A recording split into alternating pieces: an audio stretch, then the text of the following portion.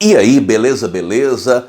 Por causa de algumas lives que eu tenho feito hoje, anteontem, sobre traumas, muita gente me pediu que fizesse um vídeo rapidinho aqui para a IGTV falando sobre o que é trauma, conceituando, e eu quero produzir bastante conteúdo de qualidade para você em relação a isso. Aqui por esses vídeos, por textos, por lives e por aí vai. Mas tudo bem, do ponto de vista freudiano, um trauma é uma narrativa separada do sentimento que essa narrativa produziu. É porque a nossa recordação recorda não só histórias que aconteceram conosco, a nossa recordação recorda sentimentos associados a essas histórias.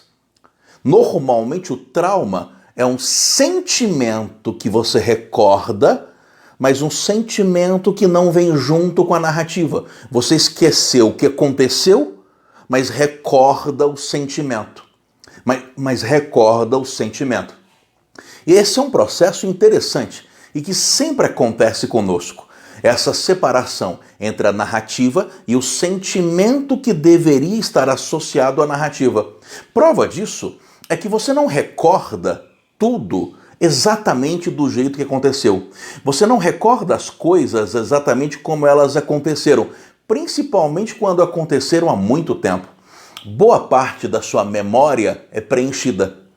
É porque você recorda flashes e preenche a narrativa toda para que tudo faça sentido. Prova disso é que quando você conversa com a sua família, você descobre, por exemplo, que você cresceu ouvindo sua mãe contar uma história que aconteceu na sua família antes de você nascer. Aí depois você resolve conversar com uma tia sua sobre essa mesma história. E a sua tia fala assim, mas não é do jeito que a sua mãe está te contando não. Agora eu vou te contar como é a verdade. E aí você fica sofrendo, qual das duas está mentindo? Eu vou te contar agora. Nenhuma, ou melhor, as duas. É que cada uma se lembra de uma parte da história e cada uma conta o passado do seu jeito. A nossa memória não é infalível, a nossa memória tem muitas invenções. Mas de qualquer forma, o que é o trauma? O trauma é um sentimento ruim que você recorda, mas um sentimento cuja narrativa você esqueceu. Uma coisa parecida acontece quando você acorda de um sonho, você sente a sensação do sonho, mas você não lembra a história do sonho. Isso produz um sentimento estranho. E muitas vezes a sensação é boa. Na verdade, esse acontecimento nem sempre é traumático. Isso acontece muitas vezes com bons sentimentos também. Isso só vira um trauma quando é um sentimento tão ruim que atrapalha a sua vida. Aí você precisa de ajuda. Aí você precisa de terapia. Eu conheci um rapaz, por exemplo, contei a história dele, sem falar nome, claro. Eu atendi um rapaz de 20 e poucos anos, contei essa história e muita gente veio me perguntar sobre a história desse rapaz, que tinha pavor a gato. Pavor de passar mal, de tremer, de suar frio. Não, e não era só de gatos presenciais que ele tinha pavor.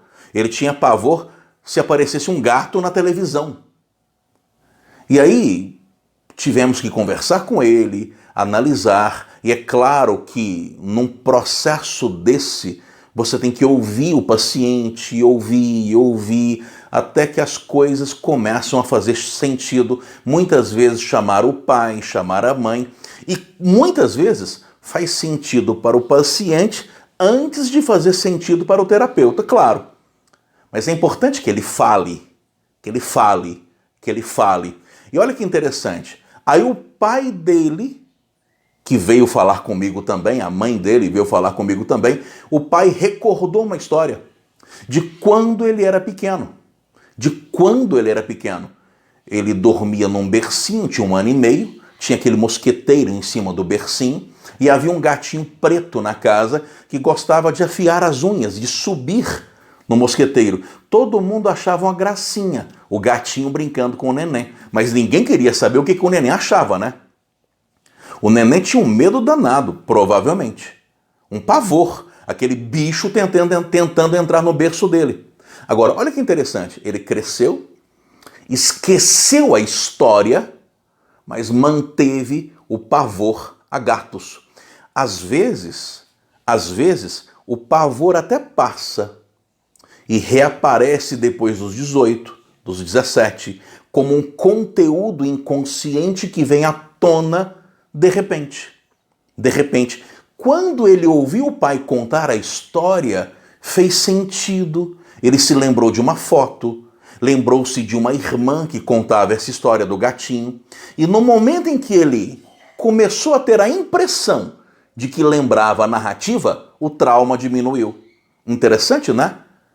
Porque aí ele começou a recordar a narrativa que produzia esse sentimento. E ao recordar a narrativa que produzia esse sentimento, fez sentido. O sentimento fez sentido. Puxa, mas o meu medo é só por causa disso? E então ele começou a resolver esse trauma, esse problema. Interessante porque o trauma quase sempre é um sentimento que você lembra, mas você não lembra a narrativa que produziu o sentimento. Então você tem que conseguir lembrar a narrativa para conseguir esquecer o trauma. Tem que fazer sentido, tem que voltar a associar a sensação à narrativa. Não é de uma hora para outra, isso depreende esforço, tem que falar, e cada caso é um caso. Mas normalmente, muito conteúdo traumático nós herdamos da nossa infância, sem que saibamos. E é importante entender isso. Tá, eu acabei num calor miserável aqui, né? Suando pra caramba, olha só. Mas eu acabei de explicar para você de forma rápida, bem rápida, e vou gravar vários outros videozinhos falando sobre essa questão da psicanálise. Eu gravei aqui rapidinho para você o que é um trauma, certo? Numa linguagem simples e não psicanalítica. Fechou? Obrigado!